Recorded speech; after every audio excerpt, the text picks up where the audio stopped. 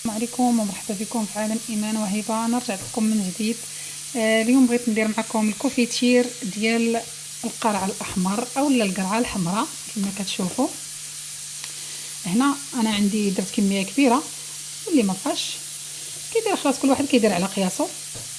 كاين القرعه الحمراء انا درت معها العصير نتاع الحامض، عصرت الحامض، واللي عنده الليمون من الاحسن ديروا الليمون كيتوافى مع القرعه الحمراء وكيجي زوين.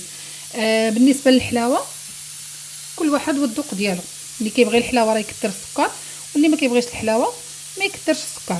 انا دابا غادي نقطع هاد القرعه هادي وغنديرها في الكوكوط ان شاء الله، وغندير عليها العصير الحامضه وخلاص السكر انا دايراه، وغادي نديرها طيب على عافيه مهيله حتى نتلاقاو. هذا هو الكوفيتير ديالنا من بعد ما كيطيب.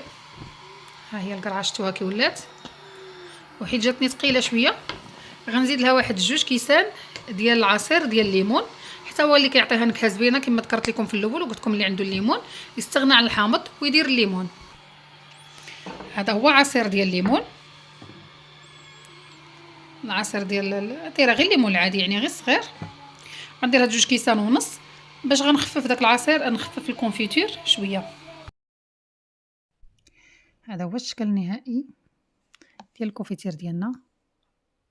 وبالخصوص كنحبوا الوليدات ديالنا باش ياكلوا الخضروات، حيت اكثريه ديال الدراري كيبغيوش ياكلوا لنا القرعه الحمراء، البطاطا الحلوه، القرعه الخضراء، خيزو، بطاطا. علاش لا ما نديروه لهمش في الكوفيتير؟ والوليدات كعزيز عليهم الحلاوه وغيستافدوا منه. نتمنى يعجبكم الشكل النهائي. وبالخصوص هانتم عطاني 4 تاع القريعات كبارين، وعاد هاد الطويصه هذه نتمنى تجربوه، راه كيجي زوين ما بين الحموضه والحلاوه بداك عصير ديال الحامض وعصير ديال الليمون.